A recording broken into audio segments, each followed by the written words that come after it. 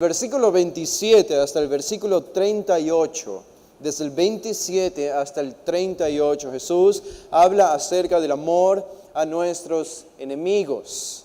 El amor a nuestros enemigos. En los versículos del 39 al 49, ya terminando el sermón del monte, Jesús compone otra sección que tiene una relación con la anterior, pero ahora habla acerca de advertir a sus discípulos de los falsos maestros. A la vez que también es una advertencia, estos versículos del 39 al 49 son una advertencia no solo acerca de los falsos maestros, sino una advertencia del corazón de los propios discípulos que podrían ser desviados por los falsos maestros. Pero específicamente pensemos en la relación de los versículos inmediatos al texto que tenemos que estudiar hoy. La semana pasada estudiamos los versículos 41 y 42. Hoy vamos a enfocarnos en los versículos 43 al 45. ¿Y cuál es la relación de todos estos versículos? Bueno, Jesús ha venido hablando acerca de no juzgar a otros desde el versículo 37 y el 38, que en realidad es más la culminación del amor hacia nuestros enemigos. Pero en el versículo 39, ustedes recuerdan que Jesús comienza a enseñar una serie de parábolas, una serie de ilustraciones, refranes, axiomas, principios que eran muy conocidos en el tiempo de él entre los judíos. Son principios inviolables de vivir en un mundo que ha sido creado y mecanizado por la mano divina de Dios. Y es por eso que estos son principios que casi el mundo de manera general los afirma. En el versículo 39, Jesús habló acerca de un ciego guiando a otro ciego, advirtiendo a sus discípulos, diciéndoles, ¿acaso puede un ciego guiar a otro ciego? ¿No caerán ambos en el hoyo? Y aquí ya comenzamos a entender por qué Jesús cambia un poco su enfoque desde el versículo 39. Cuando habla de ciegos guiando a ciegos, nosotros encontramos en el resto de los evangelios, no vamos a tomarnos el tiempo para hacerlo en este momento, pero en numerosos textos de los evangelios Jesús llama ciegos específicamente un grupo de judíos en su tiempo, y eran los fariseos y los escribas. Los fariseos y los escribas son llamados ciegos por Jesús. Varias ocasiones tienen en el capítulo 23 de Mateo, quizá la más extensa, donde en algunas ocasiones les llama ciegos y les llama hipócritas. ¿Qué tenemos aquí entonces? Jesús comienza a hacer una referencia acerca de los falsos maestros desde el versículo 39 en adelante. Y básicamente lo que Jesús les dice a sus discípulos en el versículo 39 es: cuidado, cuidado, ustedes se hacen seguidores de ciegos. Cuidado, se vuelven en seguidores y discípulos de los fariseos, de los escribas o de los saduceos. ¿Por qué? Porque ellos son ciegos. Ellos son ciegos. Y termina Jesús este refrán diciendo, ¿no caerán ambos en el hoyo? El único final posible de un ciego guiando a otro ciego es el desastre, es la destrucción, es la condenación. Por lo tanto, no es algo que debe ser tomado a la ligera si un individuo se convierte en seguidor de un falso maestro. Es peligroso, ¿por qué? Básicamente porque Jesús dice, así como Él va a terminar, tú vas a terminar en la destrucción. Ciegos guiando ciegos. El versículo 40, Jesús continúa diciendo y continúa haciendo referencia a los falsos maestros y dice, el discípulo no es superior a su maestro, mas todo el que fuere perfeccionado será como su maestro. Y ustedes recuerdan la referencia de discípulos y maestros en la cultura de Jesús, era muy diferente a la que vivimos hoy. Hicimos referencia a esto. Básicamente, en esos tiempos un discípulo vivía con su maestro, no había otra opción de enseñar, no había otra opción de aprender. Los libros eran muy, muy escasos. De hecho, ni siquiera existían libros, solo existían rollos en ese tiempo, y los rollos eran caros por el material por el cual eran construidos. Por lo tanto, pocas personas poseían rollos.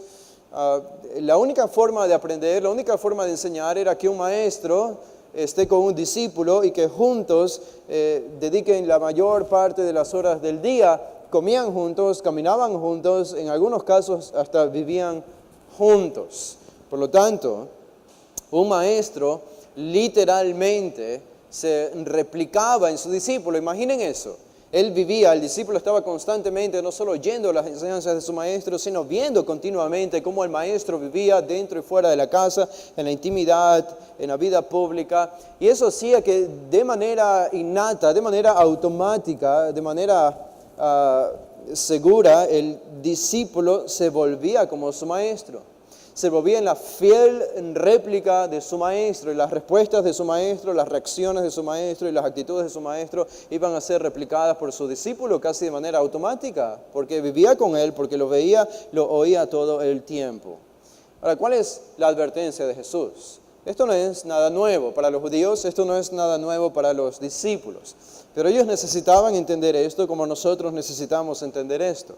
Jesús dice: el discípulo no es superior a su maestro, mas todo el que fuere perfeccionado será como su maestro. En otras palabras, todo lo que tú puedes aspirar a ser es llegar a ser como tu maestro. No vas a poder superar a tu maestro. Entendemos esto en el contexto de Jesús. Tu maestro se va a replicar en ti y como él es, tú vas a ser. Ahora, imaginen entonces si el maestro es un falso maestro. Si el maestro es un falso maestro, esta advertencia de Jesús cobra un sentido de urgencia y cobra un sentido de advertencia, de una alerta para los discípulos. Porque si de manera automática e innegable el discípulo se convierte como su maestro, entonces tú no quieres tener un maestro falso. Porque si sigues a un maestro falso, te vas a volver como él.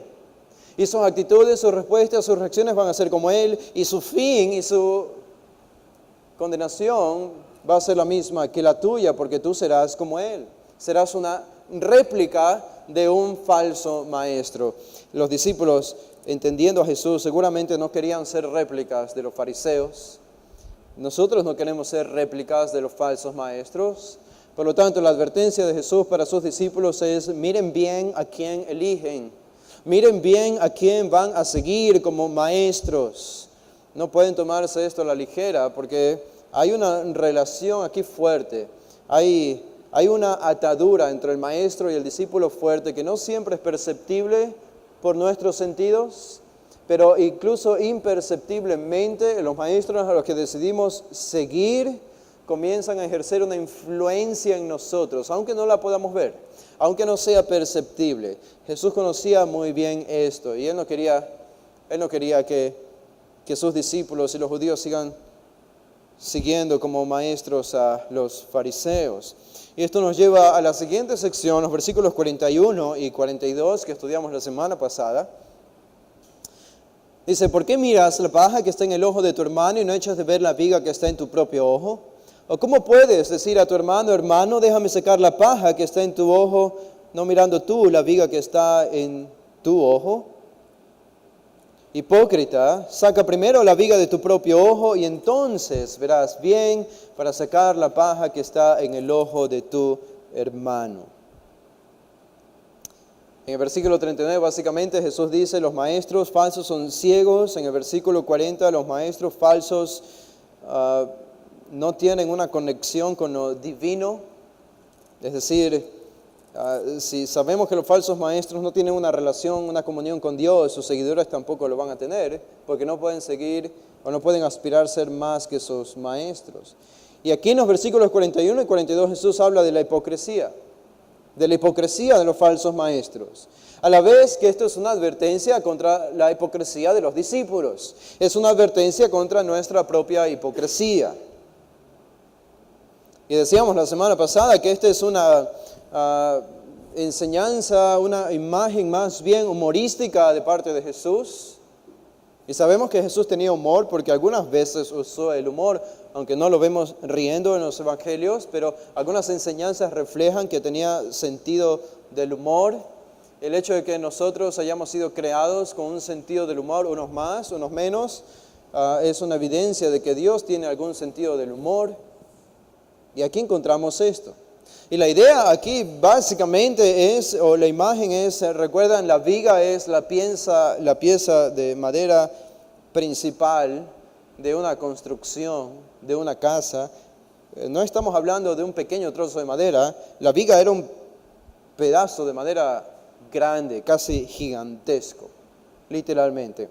Y la paja era cualquier cosa que era muy pequeña, casi podía ser invisible. Podía ser el resto de una madera, el trozo de una hoja, el trozo de una rama, los restos de cultivar el jardín y limpiar del jardín, un pequeño resto de eso, un trozo de monte, de madera, cualquier cosa. Esto era una paja. Y la idea de Jesús aquí es que, por eso decimos que esta es una imagen humorística, porque es como, imagina una persona que viene con una viga, es casi como algo equivalente a un tronco de un árbol en su ojo, un tronco de un árbol en su ojo, y viene caminando sin darse cuenta que tiene el gran tronco en su ojo, y el hombre está caminando como si nada estuviese ocurriendo en su vida, y de pronto ve a un individuo a lo lejos, y puede ver con el ojo de águila que este individuo en su ojo tiene una diminuta paja, un diminuto trozo de madera o de monte.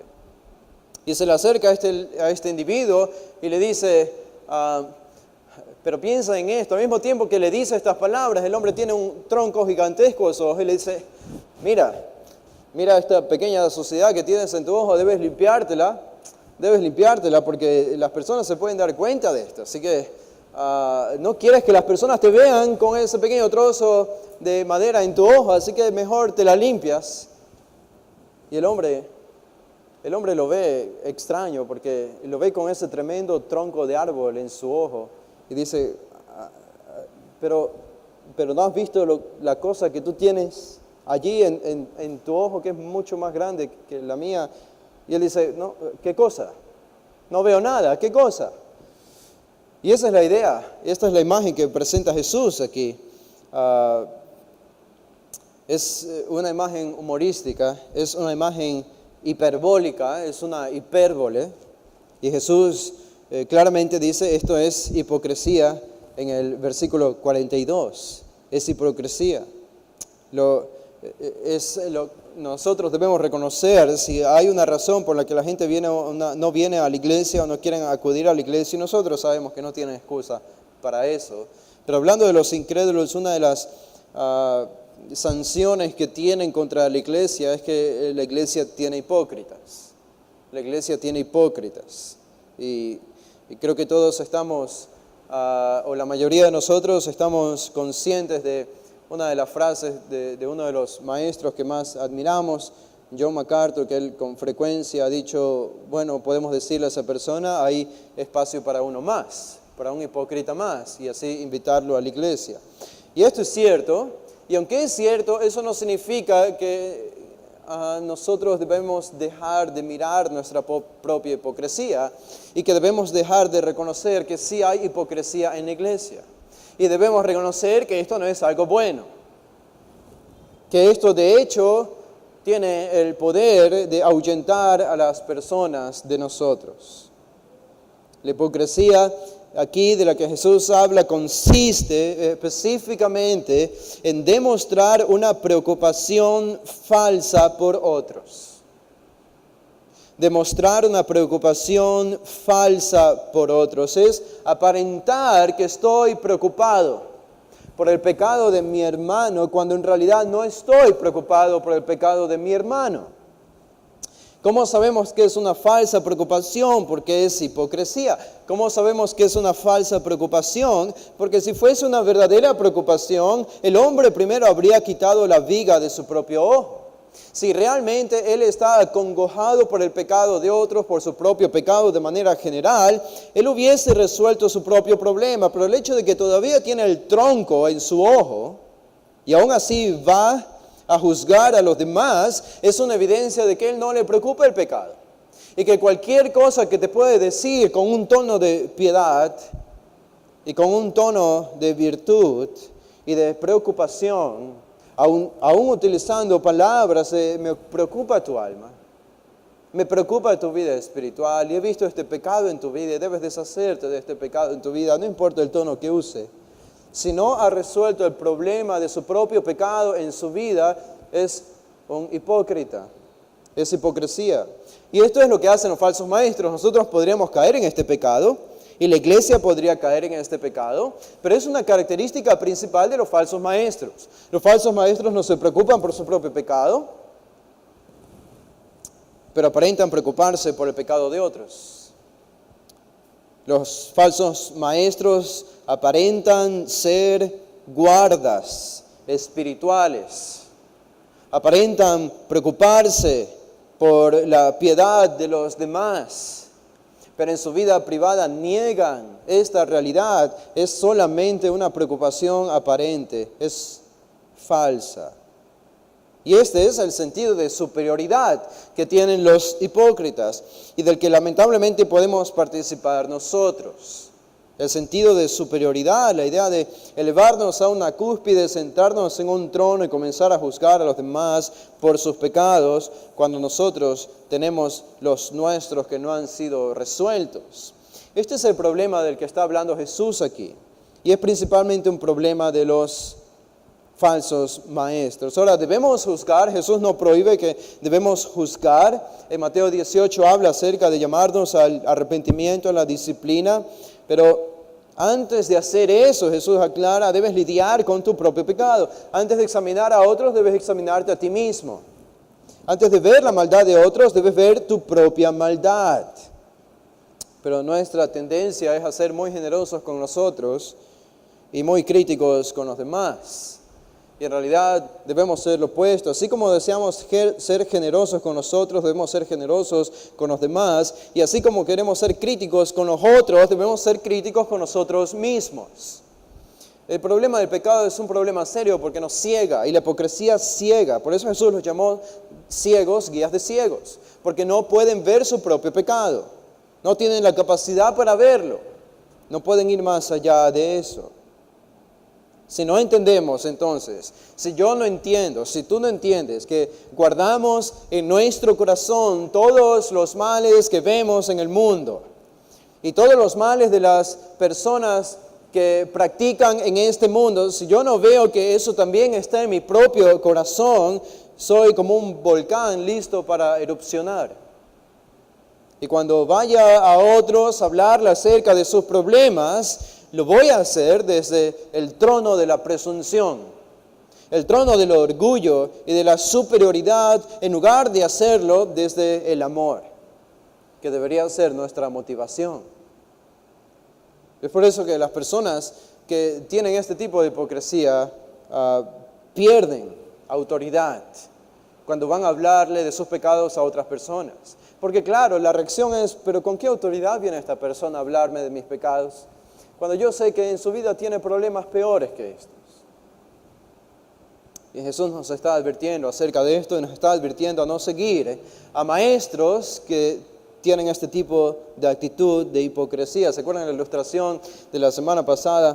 Cuando ustedes ven a los chimpancés en una jaula grande o dentro de una jaula llena de vidrios, como tienen en los zoológicos, ellos tienen una costumbre. Los monos tienen esta costumbre extraña para nosotros. Un pastor decía, estoy convencido de que Dios creó a los monos para mostrarnos a nosotros, los seres humanos, cuán tontos nos veríamos. Y hay una actitud y una conducta particular de los monos, y es que constantemente uno se para detrás del otro para sacarle cualquier cosa que tiene en la piel al que está delante. No sé si ustedes han visto eso. Siempre le está picando. El que está detrás está sacando cosas y revisando cosas en la cara, en la cabeza, en el cuerpo, en los brazos, en las piernas. Y siempre está sacando cosas y las toca y después las bota y va a buscar la siguiente cosa. Y es un mono picando al otro mono. No sabemos si tienen una relación familiar, si se lo hacen entre hermanos, entre padres, hijos, no sabemos, pero siempre vemos a monos haciendo esto. Y para nosotros es ridículo, y nosotros diríamos, ¿pero qué hace este mono sacándole las pulgas o lo que sea que le está sacando al otro, cuando seguramente él está lleno de pulgas y tiene muchas más del otro al cual está sacando. Si este mono supiese lo que tiene en su piel, seguramente se metería a darse un buen baño para limpiarse todas las pulgas que tiene antes de preocuparse por sacar las pulgas del otro. Y una aplicación de esta ilustración es que nosotros hacemos lo mismo en la iglesia. Nosotros hacemos lo mismo en la iglesia. En lugar de limpiarnos nosotros mismos, procuramos limpiar a los demás. Y creemos presuntuosamente que tenemos esta prerrogativa, esta responsabilidad, esta autoridad divina, como si fuese dada por Dios, de encargarnos de sacar las pulgas de los demás, de hincar a los demás, de ver a los demás antes de vernos a nosotros mismos. Nosotros no venimos de los monos, pero a veces por su conducta parece que fuese cierto. Este es el contexto de lo que enseña Jesús y esta es básicamente la actitud de los falsos maestros. Así es como ellos actúan. Ahora, eso nos lleva a la siguiente sección, en los versículos 43 al 45. Versículos 43 al 45, y aquí Jesús va a utilizar una ilustración diferente, una imagen diferente. Es la imagen acerca del árbol y su fruto, una imagen muy conocida por nosotros, una imagen conocida por los israelitas y por los judíos, el árbol y su fruto. ¿Y qué es básicamente lo que Jesús va a enseñar aquí? Acompáñenme a dar lectura a este texto. El versículo 43 dice de Lucas 6, no es buen árbol el que da malos frutos, ni árbol malo el que da buen fruto. Porque cada árbol se conoce por su fruto. Pues no se cosechan higos de los espinos, ni de las zarzas se vendimian uvas. El hombre bueno del buen tesoro de su corazón saca lo bueno, y el hombre malo del mal tesoro de su corazón saca lo malo, porque de la abundancia del corazón habla la boca. Aquí Jesús continúa con su advertencia contra los falsos maestros, y una advertencia hacia sus discípulos también.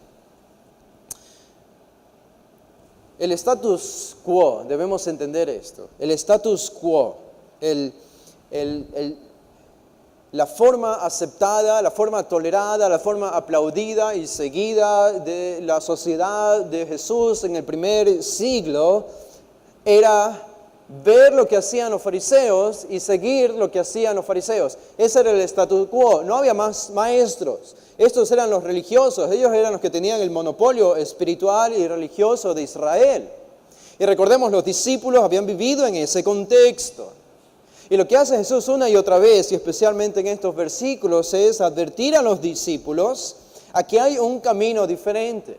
Y es por eso que Él se ve en la necesidad de desenmascarar a los falsos maestros, de diagnosticar a los falsos maestros, de denunciarlos, desmantelarlos, publicarlos, desvelarlos, destapar lo que realmente son. ¿Y qué es lo que hacía Jesús? Bueno, ellos tenían cosas escondidas que no mostraban a los demás. Ellos silenciaban ciertas cosas, encubrían ciertas cosas, callaban, ocultaban. Y lo que hace Jesús es descubrir lo oculto, lo que estaba en el corazón. Y esto es el juicio autocomplaciente de ellos, vanaglorioso e hipócrita, por medio del cual los falsos maestros mantenían el poder religioso sobre Israel y la sociedad judía. Y Jesús les enseña a pensar, a ver, a observar y a esperar algo diferente de los maestros religiosos. Jesús les dice, yo entiendo que ustedes no han visto algo diferente a los fariseos, pero déjenme decirles, tienen que buscar maestros diferentes. Y al hacer eso, Jesús mismo se estaba erigiendo como Él guía con G mayúscula que ellos debían seguir e imitar. Y algo similar ocurre en nuestra época y en nuestra propia sociedad. Nosotros como sociedad estamos acostumbrados a seguir a gente corrupta. Y como si no fuese poco lo que hemos experimentado como sociedad, nos encargamos, es como que si nos ponemos de acuerdo, todos nosotros, todos los ecuatorianos, y decimos, ok, el siguiente presidente tenemos que asegurarnos de que va a ser el más corrupto de la historia y vamos a elegirlo a él, porque eso es lo que hacemos cada 4 años. Una y otra vez. ¿Por qué? Porque los falsos maestros, los falsos líderes tienen el poder de engañar. Porque los falsos líderes no van a mostrar lo que realmente son. Porque los falsos líderes tienen la capacidad de hacer promesas. Promesas que son vacías, promesas que son contenidos, pero promesas que apelan a la carnalidad de las personas, a lo que las personas desean, y entonces se vuelven discípulos de estos maestros. Jesús nos muestra, hay un camino diferente. Hay un camino diferente. Deben elegir un camino diferente. Deben elegir maestros diferentes. Esto es peligroso. Es peligroso. Es peligroso seguir a los falsos maestros. Noten el versículo 43. El versículo 43. Jesús va a hacer aquí entonces un diagnóstico de los falsos maestros. Y comenzamos con el primer punto, en el versículo 43. Aquí Jesús va a mostrar la inviolabilidad de este principio. ¿De cuál principio? El principio que aparece en el versículo 44, que es, porque cada árbol se conoce por su fruto. Ese es el gran principio que Jesús va a enfatizar en estos 3 versículos. Cada árbol se conoce por su fruto. Y en el versículo 43, Jesús va a decirnos que este principio es inviolable. Es inviolable. No puede violarse. No puede violarse. Dice él, no es buen árbol el que da malos frutos, ni árbol malo el que da buen fruto. Jesús entonces hace la relación y una imagen que nosotros conocemos muy bien entre el árbol y el fruto. Hay malos árboles y esos malos árboles necesariamente van a dar malos frutos, y hay buenos árboles y estos buenos árboles necesariamente van a dar buen fruto. Es imposible, dice Jesús, que algo diferente a esto ocurra. Es imposible. Es como si Dios, desde que Dios creó este mecanismo en que es imposible que un mal árbol dé un buen fruto y un buen árbol dé un mal fruto. No puede ocurrir esto. Divinamente este principio ha sido establecido desde que Él creó el universo. Y es un principio que no puede romperse. Cuando Jesús habla de mal fruto, Él habla de malos árboles, malos frutos, contrario a lo que nosotros podríamos pensar. Los judíos no estaban rodeados de tantos árboles como pensamos, porque la Biblia usa mucho la figura o la imagen de árbol y frutos. Pero no es porque estaban rodeados de árboles, tenían árboles, pero vivían, recuerden, en una área árida y seca, donde no había muchos árboles. El árbol de higos sí era muy fructífero en la región de Palestina, pero no otros tipos de árboles. De hecho, en el Antiguo Testamento, nos muestra el Antiguo Testamento, cuando un israelita plantaba un árbol, esa era una ocasión de gozo y alegría, porque no era tan frecuente, porque no había muchos árboles. Pero el árbol aquí demuestra una verdad esencial y un principio inviolable que Jesús nos muestra a nosotros. El árbol malo produce un fruto malo. El fruto malo no necesariamente es un fruto podrido o un fruto en descomposición. Puede incluir esta idea, pero no necesariamente.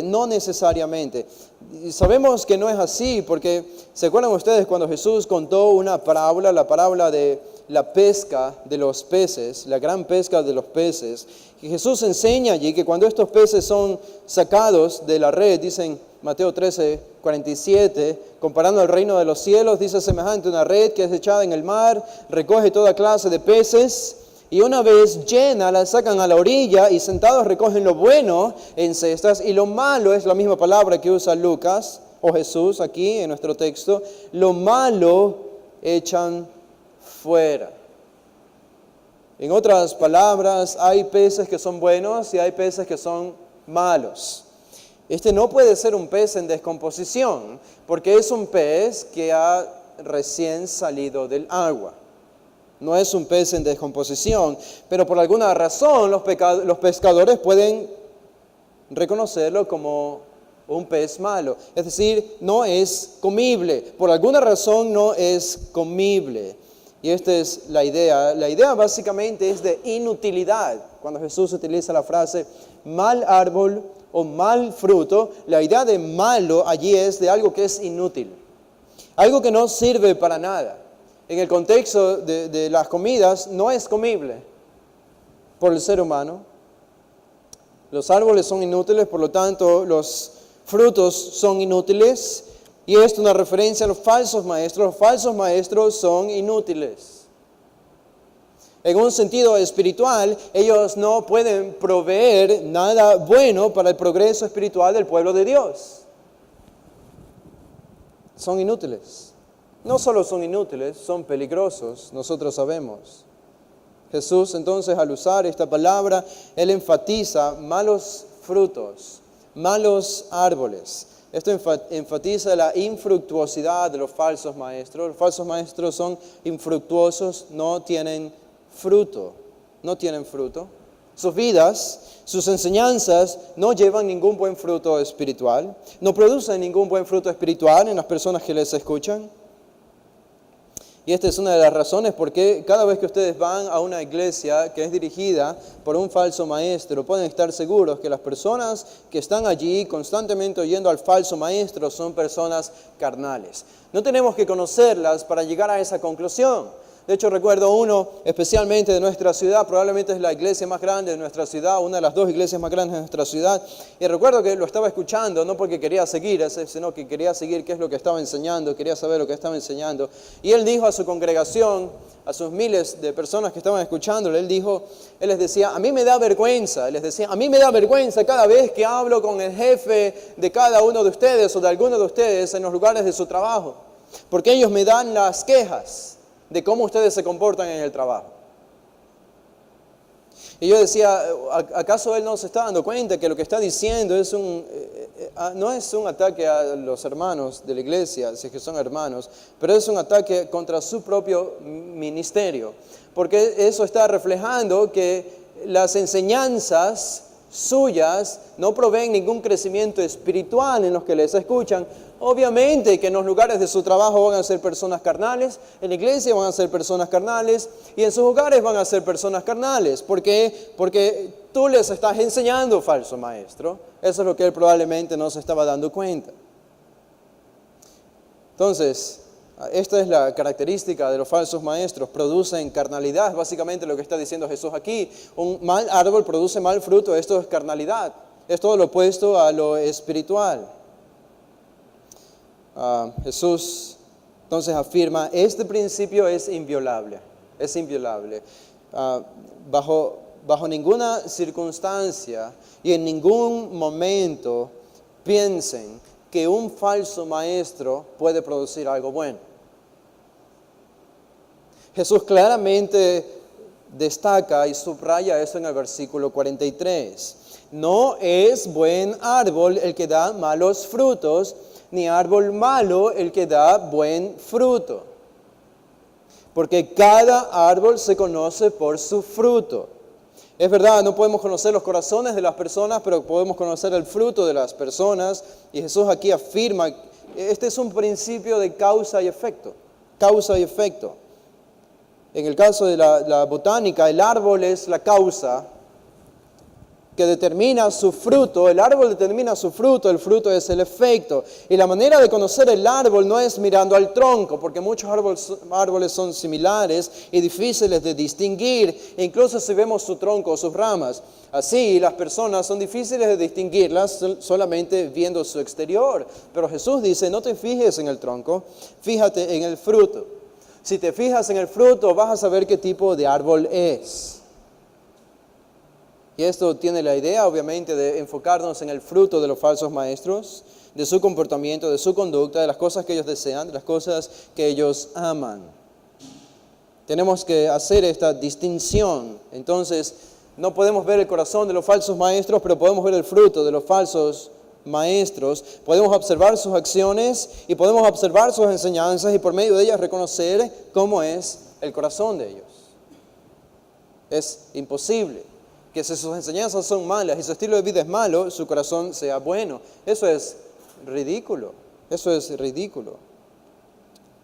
Y esto se debe a que Dios, que es la causa de todas las cosas, ha diseñado de tal manera el corazón humano para que nuestro corazón sea capaz solamente de producir lo que tenemos dentro. Es imposible que yo produzca algo que no tengo en el corazón.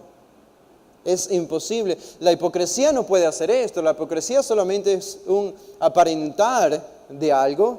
Y es un principio inviolable, no solo Jesús lo afirma aquí. Si ustedes van, el apóstol Pablo escribió la carta a los Gálatas, ellos estaban lidiando también con falsos maestros. Y en este contexto Pablo les dice, en el capítulo 5, dice en el versículo 19, y manifiestas son las obras de la carne. Manifiestas, esta es la consecuencia, el fruto de la carne, de un corazón de carne, es adulterio, fornicación, inmundicia, lascivia, idolatría, hechicerías, enemistades, pleitos, celos, iras, contiendas, disensiones, herejías, envidias, homicidios, borracheras, orgías y cosas semejantes a estas. Este es el fruto de un corazón que no conoce a Dios. Este es el fruto de un falso maestro. Mientras, en el versículo 22, el fruto del Espíritu es amor, gozo, paz, paciencia, benignidad, bondad, fe, mansedumbre, templanza. Contra tales cosas no hay ley. Y si se fijan en el capítulo 6, el versículo 7, aquí está el principio inviolable repetido por Pablo, enfatizándolo, dice en el versículo 7 del capítulo 6, no os engañéis, Dios no puede ser burlado. Qué idea ridícula tratar de burlar a Dios. Dios no puede ser burlado. Todo lo que el hombre sembrare, eso también segará. Porque el que siembra para su carne, de la carne segará corrupción, mas el que siembra para el Espíritu, del Espíritu segará vida eterna. Cuando nos damos cuenta de esto, nos damos cuenta que el asunto principal es el corazón. Que el asunto principal de los falsos maestros es su corazón y que el asunto principal para nosotros mismos es nuestro corazón. Si queremos lidiar con nosotros mismos, que es el énfasis también de Jesús en este sermón del monte, con nuestro verdadero carácter y con nuestra verdadera naturaleza, debemos pensar en nuestro corazón, no en el fruto del corazón, no en el comportamiento ni en la conducta, sino lo que hay dentro. Cuando hablamos a veces en el contexto de la disciplina, hablamos de la disciplina de la iglesia. Aquí la disciplina de la iglesia siempre la hacemos cuando celebramos la Santa Cena, la mesa, el pan, el vino. Y tenemos la tendencia siempre a pensar de la disciplina a una autoridad eclesiástica puesta en práctica para disciplinar a un miembro de manera oficial. Pero no es eso solamente la disciplina. No son las mesas, no es el pan, no es el vino, no es lo oficial, no es lo eclesiástico, público, en el servicio público, lo que hacemos. No es eso disciplina. Disciplina es enfocarnos en nuestro propio corazón. No es el problema mi hermano, no es el problema ni siquiera mi esposa ni mis hijos. Es cuando entendemos que el problema es mi corazón. Es mi corazón, es tu corazón, allí está el pecado, es decir, soy yo, no es mi esposa, no es mi familia, soy yo, es mi corazón. Comenzamos a entender el gran énfasis de Jesús en todo este sermón del monte. Cuando entendemos eso, entendemos de qué se trata realmente el cristianismo. Como decía al principio, es una religión del corazón, no de la conducta. La conducta es importante, pero es una consecuencia, es el fruto. Y Jesús nos hace ver esto aquí. No es solo que el árbol malo no puede producir algo bueno, no solamente eso, sino que el árbol malo necesariamente, no hay otra posibilidad, necesariamente va a producir algo malo. Y entonces se vuelve algo más sencillo de reconocer a los falsos maestros. Ahora noten el siguiente versículo, regresando a Lucas 6, el versículo 44. Tenemos entonces, Jesús declara el principio inviolable. Cada árbol se conoce por su fruto. En el versículo 44 Jesús va a ilustrar este principio, es la ilustración de este principio. En el versículo 44 dice, porque cada árbol se conoce por su fruto, pues no se cosechan higos de los espinos, ni de las zarzas se vendimian uvas. Y reconozco que algunas de estas palabras pueden ser poco conocidas por nosotros, higos, espinos, zarzas y uvas. Conocemos lo que son higos, conocemos lo que son uvas, probablemente no tanto los espinos y probablemente no tanto las zarzas. Pero estos eran árboles, eran plantas y eran frutos muy conocidos para los judíos. De hecho, los dos frutos probablemente más conocidos y más utilizados por los judíos en el tiempo de Jesús eran los higos y las uvas.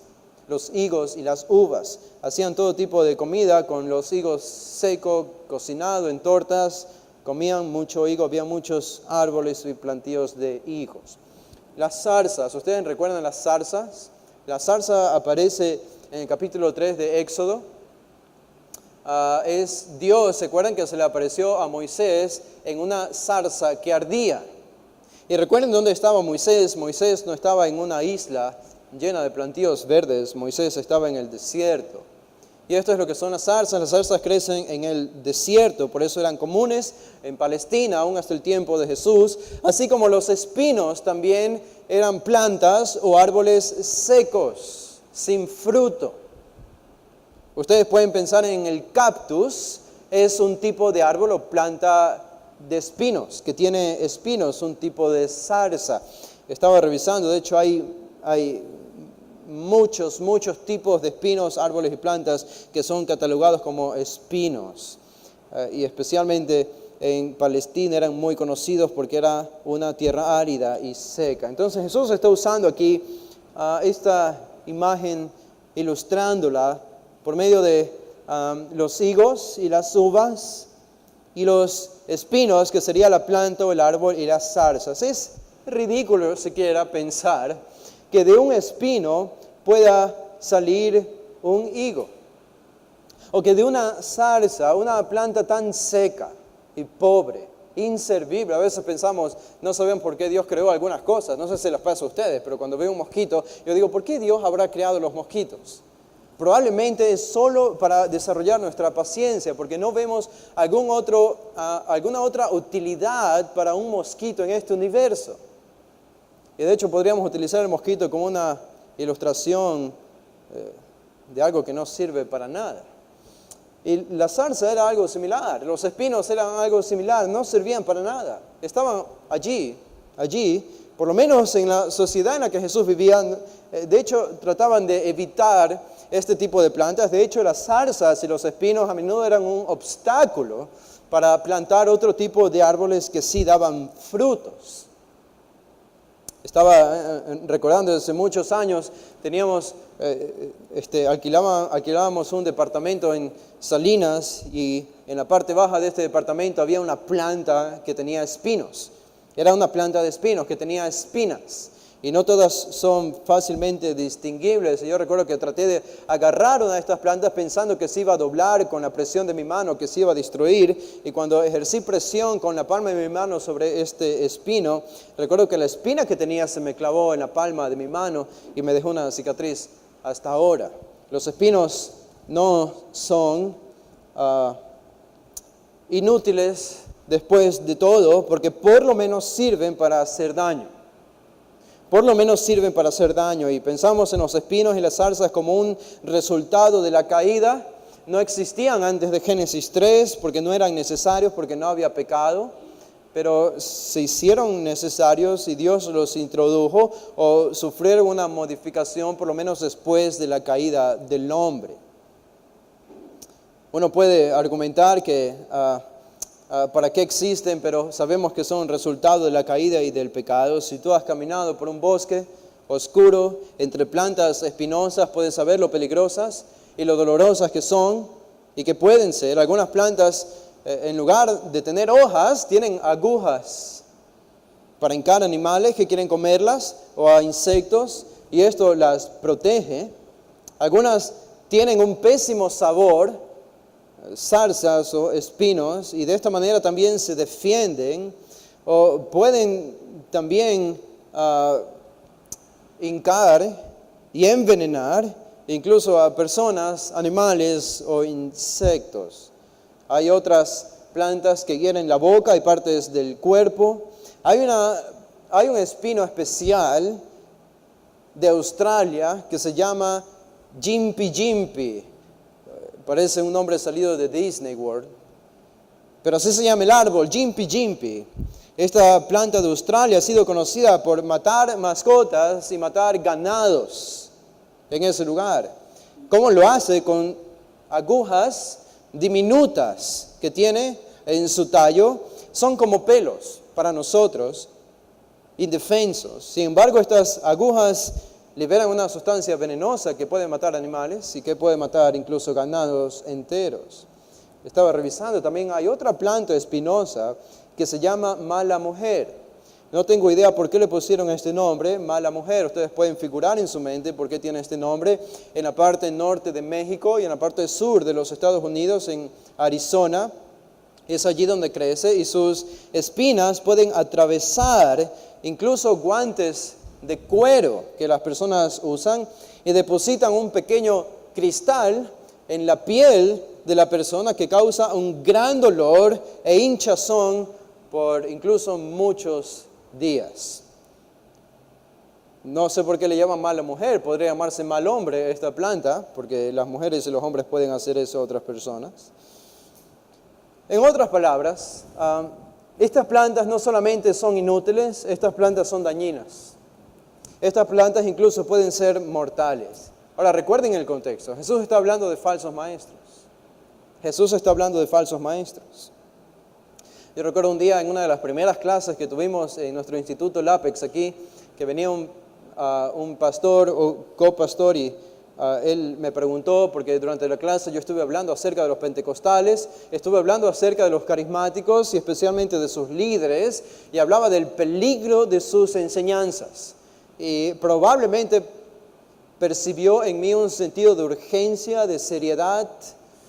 Vino él al final de la clase y se me acercó y me preguntó, yo entiendo lo que dices, me dijo, y estoy de acuerdo en lo que dices, pero me decía, ¿no crees que estás siendo un poco exagerado con tu afirmación acerca de ellos, de lo que enseñan?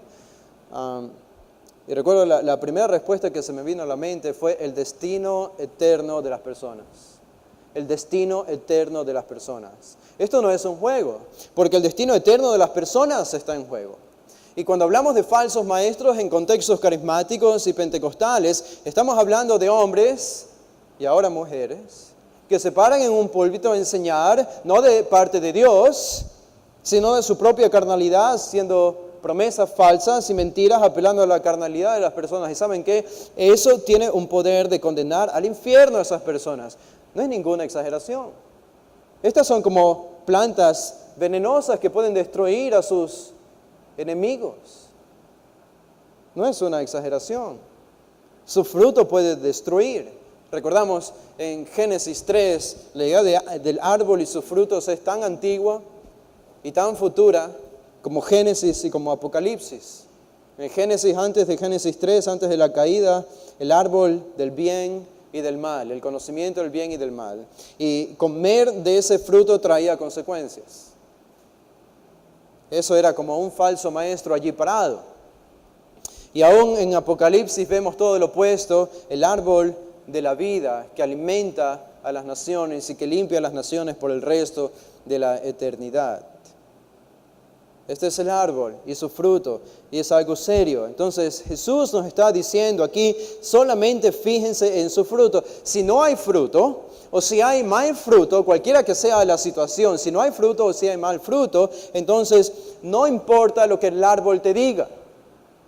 El árbol puede estar pintado de blanco.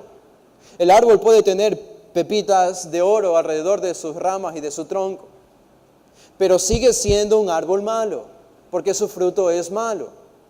Y es a veces frustrante, no sé si a ustedes les ha pasado, que tratan de convencer a una persona de que salga del contexto de iglesias donde hay falsos maestros, y a menudo debemos reconocer que más nos encontramos con la frustración que con victorias.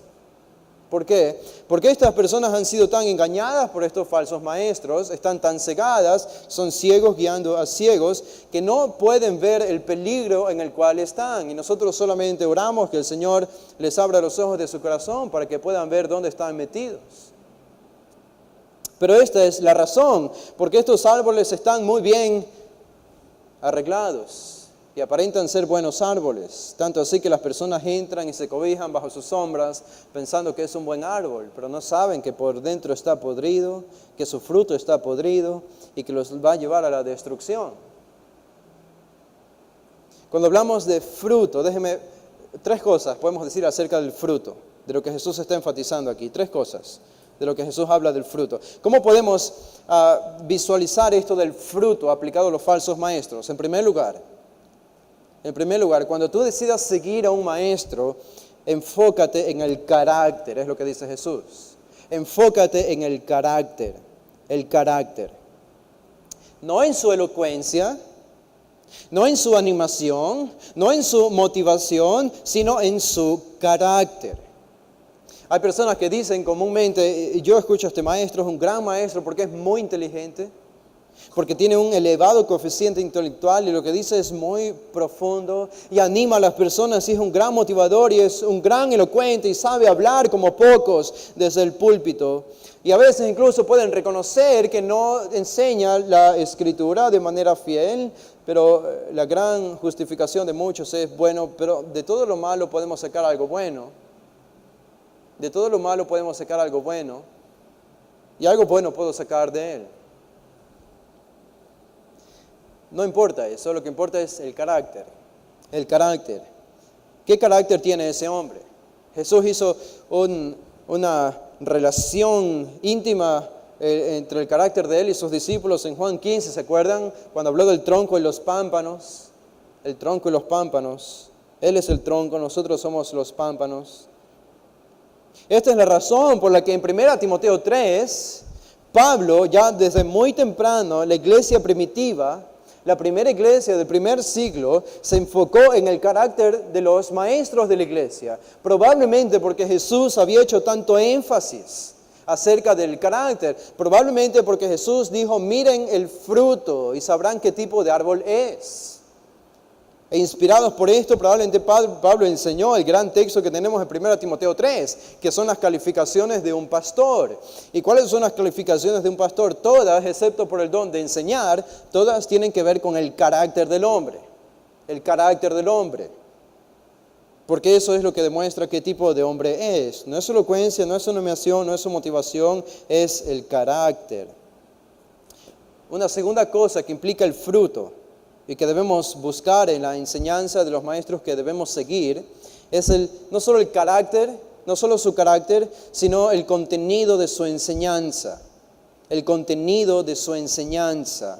Es lo que Pablo le repitió vez tras vez a Timoteo, que se fije en las enseñanzas de otros, que se cuide de enseñar lo que enseñaban los falsos profetas, los falsos maestros. Por ejemplo, tenemos en 1 Timoteo el capítulo 4 y el versículo 6, dice, si esto enseñas a los hermanos, serás buen ministro de Jesucristo, nutrido con las palabras de la fe. El versículo 11, esto manda y enseña. Esto manda y enseña, es la sana doctrina. Podríamos leer muchísimos textos más que nos hablan acerca de esto. El contenido de su enseñanza. ¿Cuál es el contenido de su enseñanza? Es su carácter, es su enseñanza. Y en tercer lugar, algo más que implica el fruto aplicado a los falsos maestros y a los buenos también es su impacto. Su impacto. Su impacto en las personas que le escuchan. Noten lo que decíamos hace un momento, cuando el error es enseñado, cuando la falsa doctrina es enseñado, necesariamente se va a producir en la iglesia una serie de tumores que van a comenzar a contaminarse. Es como una gangrena que es producida por la enseñanza de los falsos maestros. Y esto va a terminar corrompiendo a las personas. Es como este hombre del que les hablaba, que decía, me avergüenzo cuando me encuentro con los jefes de miembros de nuestra iglesia porque siempre me dan las quejas de cómo son ustedes. Bueno, claro que van a hacer eso. Claro que van a hacer eso porque hay gangrena en esta iglesia, porque están contaminados por la falsa enseñanza y la falsa enseñanza no provee el crecimiento espiritual, todo lo contrario. Produce carnalidad. Entonces, tres cosas, es su carácter, el contenido de su enseñanza y el impacto de su enseñanza. Al contrario, o en contraste, el impacto de maestros que enseñan la palabra de Dios, teniendo como nuestra gran guía a Cristo mismo, produce crecimiento espiritual. Y es lo que Pablo también reconoció. La enseñanza del Evangelio produce crecimiento espiritual. Esto es necesariamente así. El Evangelio siempre lleva fruto. Noten, en Romanos, el capítulo 1, puede ser que el fruto crezca lentamente, puede ser que demore un poco, pero la enseñanza del Evangelio, de la palabra, siempre lleva fruto. Y esa debe ser una característica de un verdadero maestro, de un verdadero cristiano. En Romanos 1:13, Pablo dice: no quiero, hermanos, que ignoréis que muchas veces me he propuesto ir a vosotros, pero hasta ahora he sido estorbado para tener también entre vosotros algún fruto, como entre los demás gentiles. Pablo estaba seguro de que si él llegaba a la iglesia de Roma, iba a producir fruto, iba a existir fruto. En la carta que él escribió a los Filipenses, que estamos estudiando en la mañana, en el capítulo 1, el versículo 22, dice Pablo: mas si el vivir en la carne resulta para mí en beneficio de la obra, no sé entonces qué escoger. Pablo estaba debatiendo en su mente si debía morir o si debía ir a la presencia del Señor o vivir para quedarse allí. Pero si él decidía seguir viviendo, si Dios lo dejaba vivir, en el versículo 22 él reconoce: si yo quedo viviendo, asumiendo voy a continuar predicando el Evangelio y discipulando, necesariamente esto va a resultar en beneficio. ¿Notan? Beneficio de la obra. Eso es crecimiento, una producción de frutos. Si Pablo se quedaba en esta tierra, necesariamente iba a seguir existiendo fruto por medio del ministerio de Pablo. ¿Por qué? Porque él predicaba el Evangelio. En Colosenses él afirma algo similar. En Colosenses el capítulo 1, el versículo 6, él dice que ha llegado, hablando de la palabra verdadera del Evangelio, dice: ha llegado hasta vosotros, así como a todo el mundo, y lleva fruto. Y crece también en vosotros desde el día que lo oísteis y conocisteis la gracia de Dios en verdad. El Evangelio da fruto. En el versículo 10, Pablo dice: para que andéis como es digno del Señor, agradándole en todo, llevando fruto en toda buena obra. Un cristiano necesariamente debe tener fruto. Un cristiano necesariamente debe llevar fruto. El que no tiene fruto, por lo menos por el Nuevo Testamento, es diagnosticado como un falso hermano. A veces el fruto puede ser algo débil, puede ser que no produzca mucho fruto, pero algo de fruto debe estar presente en el hermano. En la carta también que escribió Pablo a los Efesios, en el capítulo 5, él también reconoce este mismo principio. En el capítulo 5, en el versículo 8, Pablo dice: porque en otro tiempo erais tiniebla, mas ahora sois luz en el Señor. Andad como hijos de luz. En el verso 9, porque el fruto del Espíritu es en toda bondad, justicia y verdad. Es el fruto del Espíritu, es, en otras palabras, el Espíritu Santo en nosotros es lo que produce fruto espiritual, actitudes: paz, amor, gozo, paz, paciencia, benignidad, bondad, fe, mansedumbre, templanza.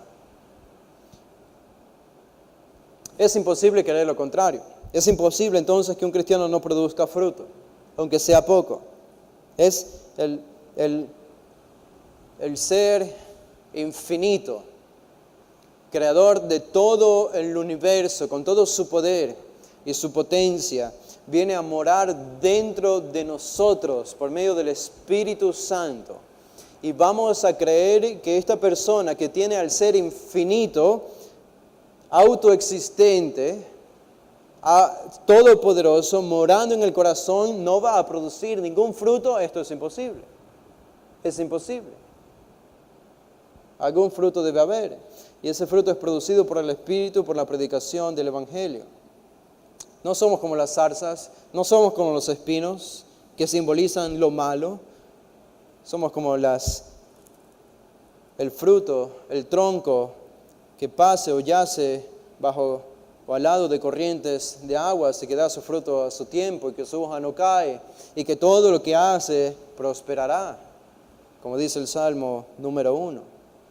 Bueno, y esto nos lleva al último versículo 45, con esto terminamos. Entonces hemos visto la inviolabilidad del principio, de que cada árbol se conoce por su fruto, la ilustración del principio en el versículo 44, y terminamos en el verso 45 con la aplicación del principio.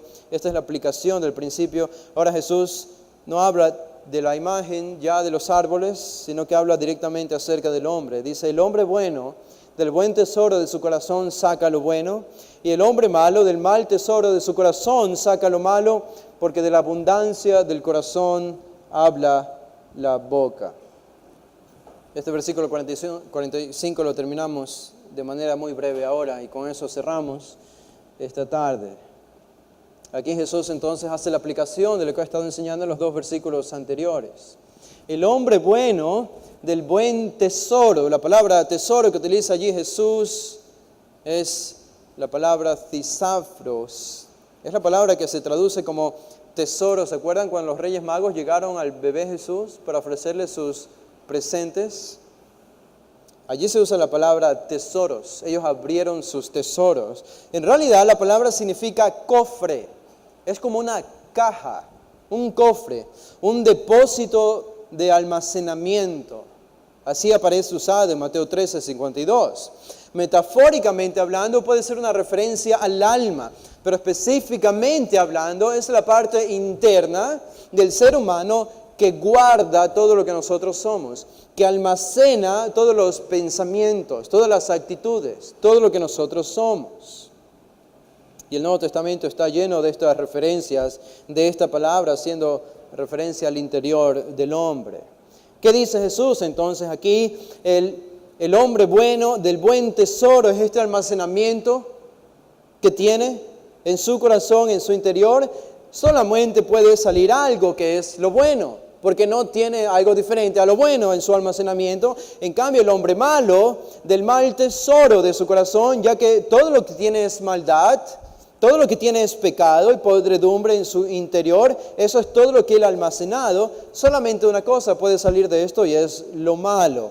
¿Por qué? Porque de la abundancia del corazón habla la boca.